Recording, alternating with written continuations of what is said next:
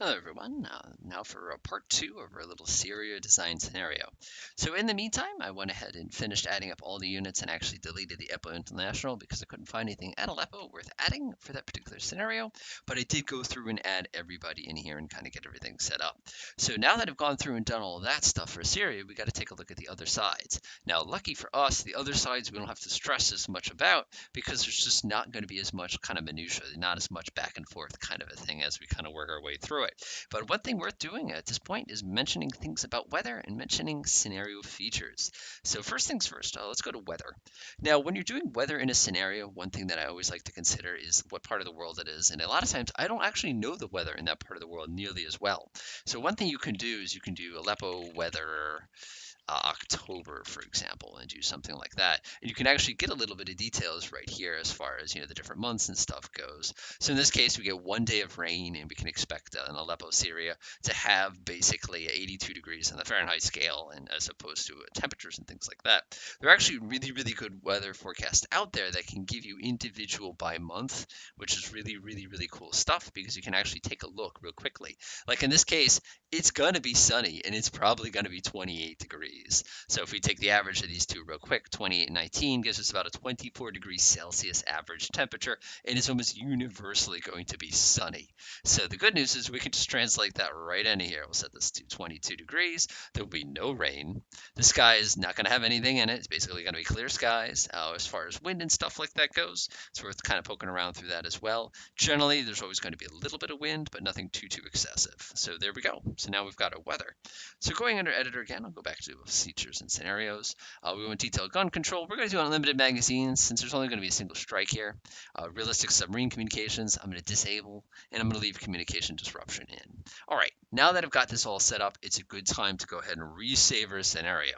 So in this case, I'm going to save it as 01 now that everything is the way I want it to be. We're going to come back and arm everybody a little later on, but for now, I think this is in pretty good shape. Let's go take care of the other side. So let's grab the CIS. Now, in this scenario, we're going to assume that Syria had done something that made a lot of people really annoyed. So as a result, we want to go ahead and punish them. But one of the things we have to do is we have to go ahead and make sure that whatever we want to punish them with, quote unquote, that we are in range to do so. So one of the problems we're going to have in this scenario is because everything in Syria is kind of concentrated along this slide, it's going to be very difficult to strike them from Russia directly. Again, we could come straight across the Black Sea or something like that from Krasnodar. And that's actually probably not a bad idea, except for the fact that it's a 550 nautical mile journey in order to do so. And we need permission from Turkey to fly over, which for this particular scenario, I'm going to go ahead and allow because it's just going to simplify things. Speaking of which, we never actually decided on any targets in Syria proper.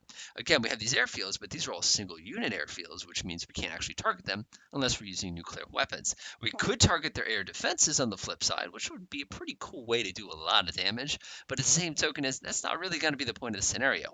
I think personally that we should put some chemical plants somewhere inside Syria and use those as targets for a particular scenario. So before I even do Russia, I'm going to go back to Syria, and we're going to go ahead and see what we can do as far as finding some chemical plants. Now, this is when we're going to pull out one of my favorite tools for this program. So what I'm going to do is I'm going to type in Syria chemical facilities KML. Now, a KML file, oh, look at that. So a KML file is basically a file that Google Earth can read in order to store information on it. So in this case, somebody has already given us one of these. And I'll go ahead and download this sucker real quickly. I already had a copy of that from when I was playing with it earlier. And now I can grab the KML tool to turn it into actual units inside command. So let's go ahead and do that now. So let's go ahead over to my CMODB file. Let's create this thing called KML. This, by the way, is located on the forums for command. If you just type in command CMANO space KML transfer, you will get everything you need. All right, let's go ahead and load up my KML file. It's going to be that one right there. Check those facilities, save the locations. I'll go ahead and save it here. Syria chemical facilities. Let's go ahead and click save. After I do that, it converts this file into something that command can read directly. So let's grab my notepad real quick. Drag this sucker over here. All right, first thing we need to do is we need to make sure we're using the correct database ID. I'm going to set it to 1, and you're going to see all of these units have 10,000 as their DB ID. That doesn't do anything for us because, again, we want chemical plants. So I'm going to go to the database viewer, and let's see if there's anything chemical related. Bummer. Okay. How about plants? Oh, there we go. An industrial plant seems fair. Looks like it could be a chemical facility. Database ID is going to be 455. So again, I'm just using good old-fashioned notepad here. We use replace. Oh, look at that. I already had a preset from when I was practicing earlier. All right, that's good to go. So now that we've replaced it, we now have the latitude and longitude of these beautiful facilities. So I'm going to go ahead and save that. I'm going to go ahead and cut that. And we're going to go over to our main command folder, which I believe I had open somewhere. I do. Let's go to import and export. Let's go down to Syria. Paste that in there, and now look at that. We have our brand new, awesome, perfectly placed chemical facilities. So I'm going to import, export, load groups. We're going to scroll down to Syria like we did earlier. And there it is, Syria Chemical Facilities. Load installation, bam! And now we have perfectly valid targets that we can use. Right, I'm gonna go ahead and save everything one more time. We'll go ahead and switch over back to the CIS, and we'll start planning what we're gonna do from the CIS. So in this particular scenario, we're gonna assume that Turkey gave Russia the ability to overfly their country. In the real world, when this has happened in the past, things didn't always go well. They weren't the best of neighbors, or a lot of times. So what we're going to do is we're going to go ahead and import some airports that we can launch strikes from. Keep in mind, if you know what the Russia stores big bombers, they're all in Arkhangelsk, which is going to be up this way. We're just going to assume they redirected down to Krasnodar. We could even come out from Sevastopol as well. But in this case, we'll import these. So let's see what we have at our disposal. By the way, make sure you're on Syria's side, or CIS's side. Import, export, load. Let's see what we have for USSR/Russia. There we go. All right, so not a lot to work from here. This is actually kind of disappointing. We have the WMD, which is actually not a bad thing. But again, we can't use too much of this the way it is. But we do have this great one called single unit airfields. Oh my. Okay, I see how it is. Well, we don't need any of these. And we're definitely not going to need any of these. We're not going to need any of the ones in Georgia. Where's our Krasnodar? There's Krasnodar. And we're also going to need Krimsk over there too. And do we have Arkhangelsk? Because that would be the most appropriate one. There's Engels right there. We need Engels as well. Go ahead, delete that, delete that. We're going to leave this one out. We're going to knock all these from Sevastopol out. Obviously, they're not in Germany anymore. Go ahead and clean all these out. We don't need any of these. Let's see. That's Krasnodar. Okay. That's pretty good too. We don't need any of these. Don't need any of these. That's pretty good. Don't need that one. I'm going to leave Angles because that's going to be one of their major bomber bases. We need to go take a look. Did we miss any? I guarantee we always miss one. And it looks like we missed none. Wow, that was lucky. And look at that. Now I have 4 perfectly usable airfields that I could use for the purpose of this mission. So now you have to sit here and go, okay, so what would Russia contribute to this particular strike? So remember, this is 2008.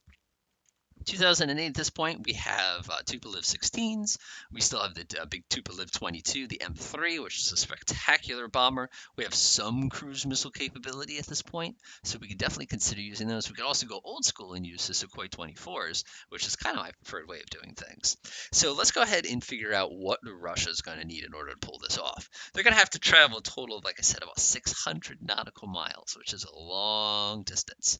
So let's do a mixed effort here. So we have Angles. So let's go ahead and let's get some Tupolev 22 M3s.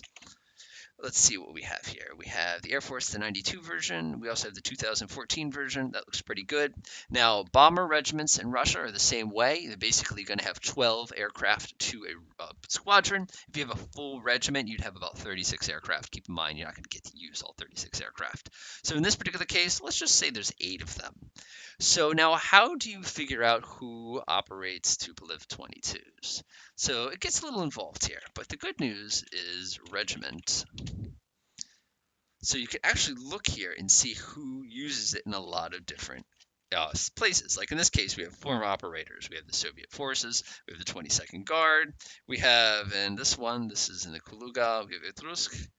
And we have a couple different places where we can borrow this from. We could assume that they've redistributed, but in this case, we'll go ahead and use this particular one here. So 52nd Heavy Bomber Regiment looks pretty good.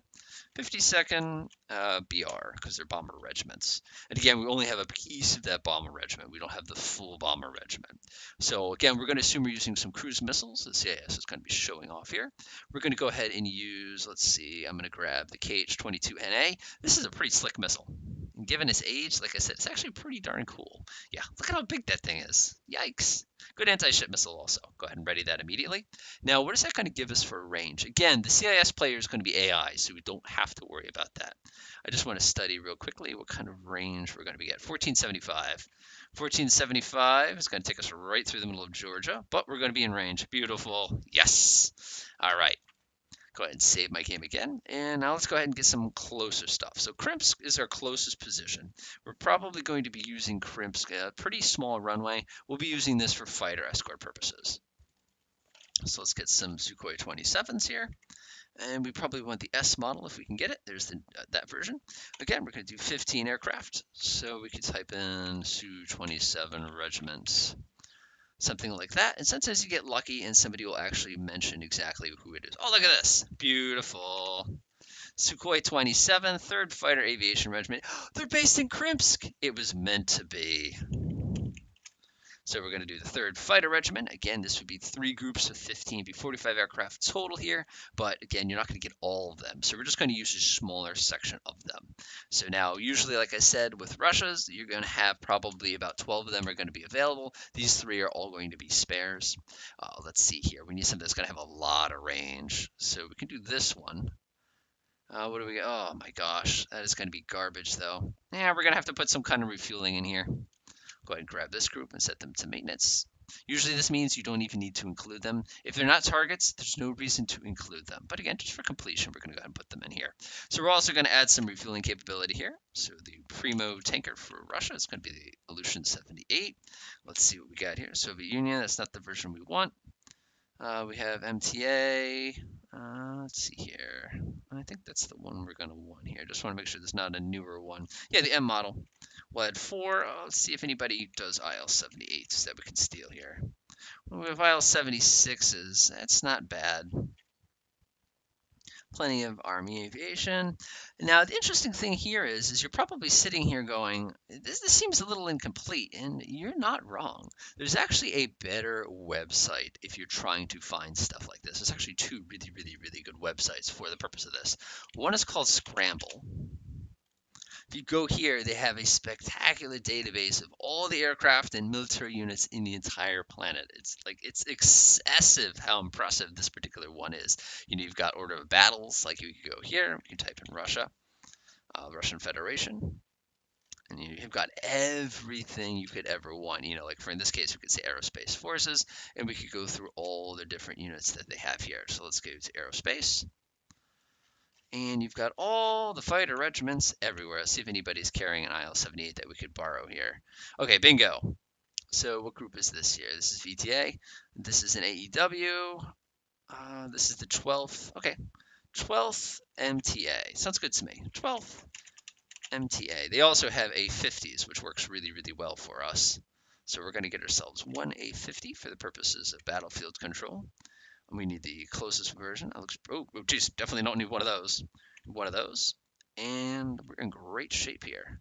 So we're going to need these tankers. Otherwise, we're never, ever going to make it. And of course, we're going to go ahead and grab our mainstay also. We'll do airborne early warning. Ready. Going to go ahead and save. And now we're going to go up to Krasnodar and we're going to get ourselves some Sukhoi 24s. We don't get 34s because this is a 2012 aircraft. That's kind of a bummer. But we do get the M's, which is good, It's not bad, All right, let's see here. 2009 is a little too no for us, but we can get this version. We have the M version. We also have the MR version, and we have the MP version. So we might want to split this up just a little bit. Let's go back to Scramble. Su-24s. Ah, beautiful. So obviously this is the wrong airport. We need to, we can actually take a look at Krasnodar. Military aviation, they got MiG-29s and 26s, Sukhoi 25s. Again, we're just going to pretend. Oh, look at that. That's convenient. But we do really want the Sukhoi 24 unit. And again, you can make up your own units here. You don't have to stick to this. So 98th Independent. So we'll do 98 IR, and we're going to go ahead and give us a group of different aircraft. So we'll get some of the regular ones, and we'll go ahead and get a group of the MRs, MPs, I should say. All right, so this group is going to be primarily for the purpose of striking. Let's see here. I'm just thinking here. We're going to have to go through half of northern Syria, which doesn't have that much in terms of support, but let's actually take a look at those MPs real quick. Are these guys allowed to carry ARMs? No, they get ECM and that's it. Okay, so basically we're going to have to use the Sukhoi 24s as a way. We're going to have to use them for different purposes, which is kind of a bummer. All right, let's go to the Sukhoi 24s. We're going to use half of you for the purposes of anti-radiation work. And we're going to use the other half of you for the purposes of precision guided with cabs. Cabs are basically these TVIOs. We're going to need something with a spectacular long range here. That looks good right there. Ready immediately. Obviously, notice it said clear weather only for this particular scenario. These guys are unavailable. And we're not going to add any of these former Soviet ones. We also have Khrushchevskaya, but I'm not even going to bother with that. And now we're pretty good to go for the CIS unit. And now it's time to start thinking about NATO. Oh boy, here we go.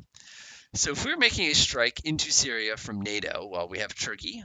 We can't really use Cyprus. We could, but we can't really. And we also have Israel at our disposal. Of course, to get through to Syria from Israel, we'd have to be going directly through Lebanon here. So the first thing I would going to do in this particular scenario is ban them from overflying Lebanon. I think that's only fair. So what I'm going to do is I'm going to create what they call a no navigation zone. So what I'm going to start is by creating a few of these handy dandy little points on our chart. Looks good. I'm going to select them all. I'm going to go up to permission. I'm saying no navigation, create new. I'm going to call this Lebanon. And we're going to go ahead and make them not visible. And it is not player editable because you don't want the players to just edit it so they can fly around Lebanon if they want to. So that's going to ban them from operating over Lebanon. So we could also do that all the way for Jordan here as well if we wanted to. And also, we could, again, multiple countries we could do this for. But that's just going to discourage NATO from flying this over.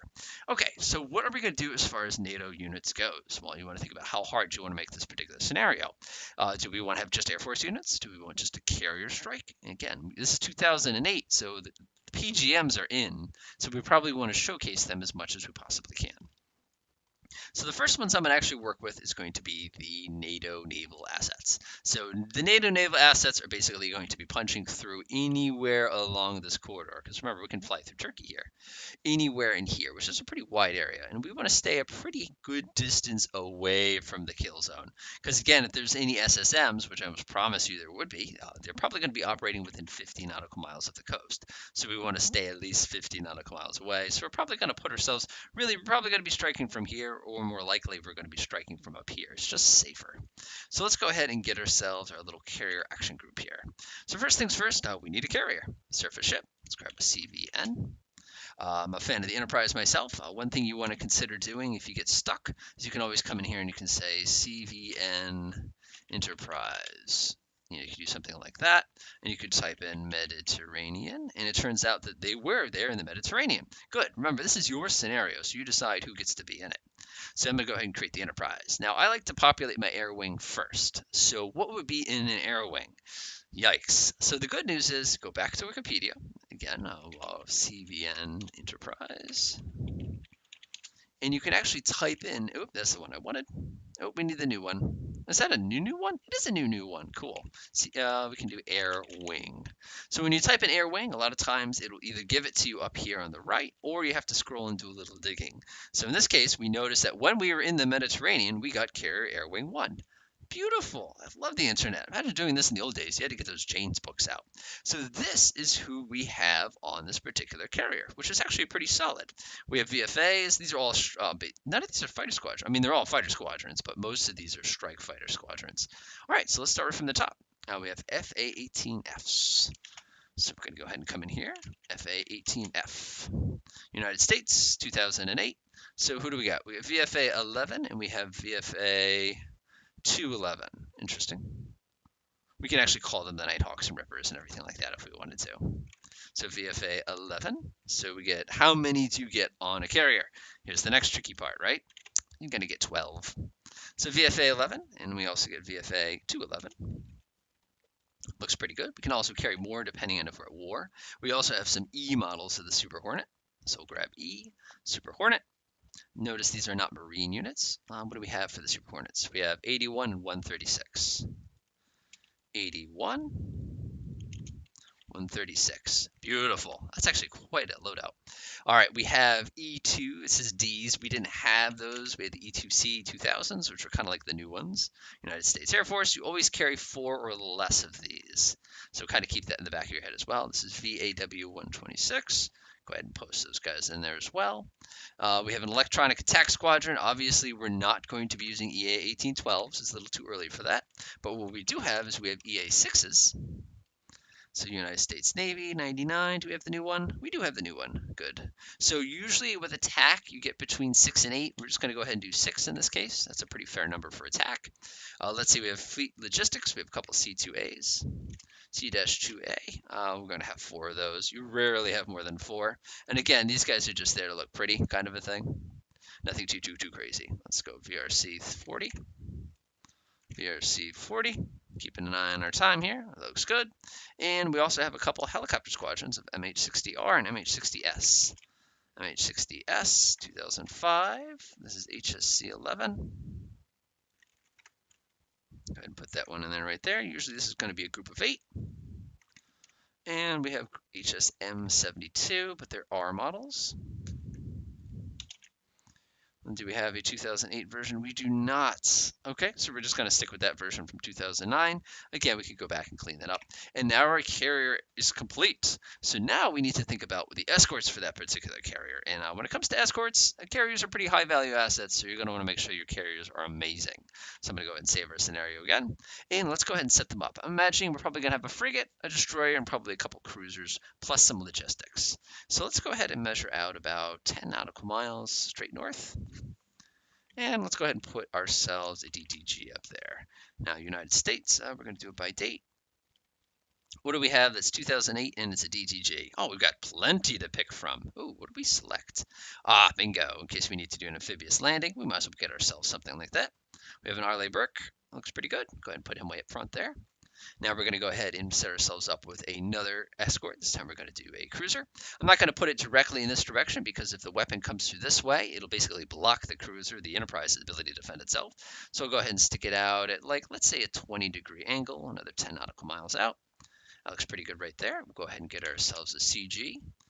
We want something nice and new. It's going to be a Tycho, I almost promise you. All right, what do we got for Tychos? We have the Lake Erie, which has Aegis, which is amazing. What else we got here? Lake Erie. We have a response boat. Woohoo! I don't need that. Anzio, no Aegis. We have the MRs though. Okay, that looks good. That looks good. We're going to go ahead and give ourselves another cruiser. This time again, 10 nautical miles. We're going to be about 120 degrees. Sounds pretty good to me. Looks good. So let's go ahead and get ourselves another one. Just a regular old Tycho. I really don't want one of the new ones. Let's see, that's Antietam. Sounds good to me.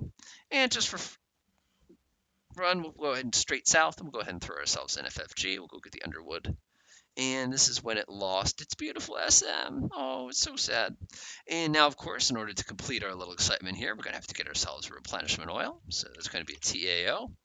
Let's see what we have here as far as TAOs go. Supply is pretty good choice here. That's an AOE, though, so that's going to be ammunition.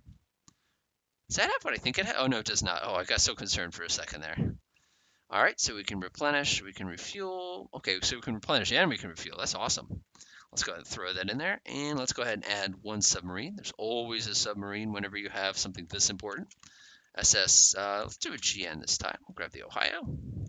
And now we're in great shape. So this is our little carry action group. So let's go ahead and add our helicopters. Obviously, DGGs are going to have an SH-60. Actually, I take it back. It's not going to be an SH-60. It's probably going to be an Ocean Hawk. There we go. 2005 looks good. We'll add one. While we're at it, we're just going to go ahead and prepare this one. If we knew the actual name of that one, I'd highly recommend going in and naming it as well. It's going to be a long duration mission, so you're going to want to make sure you go in there and clean that up there. Ocean Hawk. We'll go ahead and add another one of those.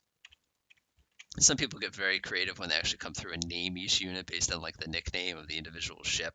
Oh, it's so great when folks do that. But again, you don't necessarily need that level of detail. This is going to be more than enough level of detail for the vast majority of people who are going to be playing on your given scenario. So let's scoot over here. Let's type in Ocean Hawk one more time. Looks good right there, like that. Add. Go ahead and prepare it. Ready arm. We'll do this with this new lightweight torpedo, the 54. I don't think I did that for this one. I did not. Oh no, what have I done? All right, let's go to ready arm. Let's scroll down to here. We'll just give the Barracuda. And now the important part. We need to set up our formation. So I'm going to select everybody, press the G key. Call this, remember this is the player side, so you want to be careful. Carrier action group looks good. Press the F4 key to switch to formation mode. And now we have to be very careful here. So the first one is I want to make sure he's got a relative bearing. Looks good. The parry, I want a fixed bearing. You'll notice that its little position there actually changed. Now, why do I want a fixed bearing?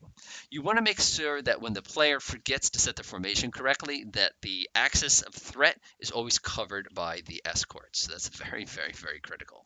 See the Antietam, same thing. We don't want that to be a rotating bearing. We want that to be a fixed bearing. So let's grab the Anzio as well. We're going to set that to be a fixed bearing. We're going to grab the Oscar Austin, and we're going to go ahead and set that to be a fixed bearing. Again, you can look up the actual ships that escorted, but I'm not going to worry about that.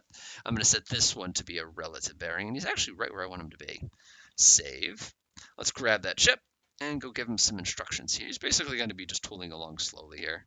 Kind of do one of these. He's going to do one of these. Kind of come down this way, come down this way. And again, you can do anything you need to do. But remember, in the real world, when you're recovering aircraft, you have to actually fly up at really, really high speed in order to give you a nice crosswind. Some cruise speed will reduce their speed to, let's say they're just doing 10 knots is a pretty fair speed here.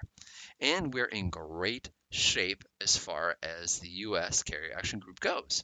Now, here's where your problem's going to start as a scenario designer. If you probably noticed, we are carrying 88 Tomahawk cruise missiles on board. Now, any smart player is going to use them like crazy. So in this scenario, you may wish to remove those if you don't want the player to use them. Otherwise, they will. Don't underestimate how effective those can be as weapons. So kind of keep that in the back of your head when you're designing. But here's a more subtle problem we have. We have SM-2Rs, which are literally going to have a range so wide they can shoot down Syrian aircraft from the ocean. Now, if you want to eliminate all the fun of the air-to-air combat, go ahead and leave those in. Otherwise, we need to address that at some point. So let's go ahead and move on to our next set, and we need to think about the air assets that we're going to use on the ground. Now, like I said, we have 3 different basic places we could operate other air assets for. The first one that comes to mind is going to be Turkey. So when it comes to Turkey and it comes to this part of Turkey, there's one air base that's going to be coming to mind almost immediately. And I'll go ahead and scroll down to this one, and that's going to be right here. Beautiful. Now that is an airbase. So since it is not going to be a target, look at how many things are at this airbase. It's crazy. There's nuclear weapons here, by the way, so it's a little excessive. I'm going to go ahead and go place that one real quickly. We're going to use a facility. We're going to do, again, we're just doing this to reduce the lag of the scenario because they're not going to be targets. Okay, so now we have our airbase and we're ready to use them for the purposes of designing them. So what are we going to give them as far as assets? Well, the first things first, you're probably going to be using some kind of F-16 version. Again, it's 2008. We have F-22s, but we're not going to be using them. So let's go ahead and see what we can do for F-16s. Let's go over here, F-16 operators. Let's see what we get here. That looks pretty good. Users, sometimes here we are. Let's scroll down to United States. United States operators, we'll do Air Combat Command. Boop. Here we are. So F-16s. So we can actually look this squadron up, 55th Fighter Squadron. And we can go see what version of the F-16s are actually operating. Again, look at how wonderful this information is. It does not tell us. So it's safe to say they're probably using one of the newer blocks. So I'm going to go ahead and take a look real quickly. Let's see here. I'm going to shoot through this real fast. Let's see here. We'll do a CM. And we'll do a block 40s. We'll do 2008. We'll do 24 of those. This is the size of an F-16, 55th Fighter Squadron FS. I believe the 55th actually does not operate them anymore. But it's okay. I'm not worried about it too much. Add. All right, let's grab the 77th as well. 77th FS, 24 of those as well. We'll keep with the CM theme here. We'll go to the block 50s. Again, we went the 2008 version. That looks pretty good. And we'll go ahead and grab the 79th FS as well. 79th FS, and we're going to make sure we get the 52s, CCIP, that version. Again, the reason we're doing this is for those of you who want to play with this in DCS later. So we're probably going to be carrying F-15Es as well, because those are the Strike Eagles. We want the 2008 version. The cool thing, again, look at how wonderful this is. One F-15E operators. Whoop. can just search for that real quickly. Let's take a look real quick. And let's see who's got the F-15E. Ah, bingo, the 333RD. FS, and these are smaller squadrons, so we're only going to be bringing 18 of these along. And last but not least, let's make things kind of exciting as we kind of round things off. Let's grab ourselves some B1s too, just because we're mean. And B1s, there's only a few B1 bomber squadrons. There's only a few of these, if I recall correctly. Let's do the 9th BS. 9th BS, and we're only going to be having 12. Ta-da! Okay, next video, I'll go ahead and add some more units down here. I'll do that kind of off camera, we'll add something to Ramat.vid, and then we'll start taking a look at the AI as well as how to structure the rest of the mission. Enjoy.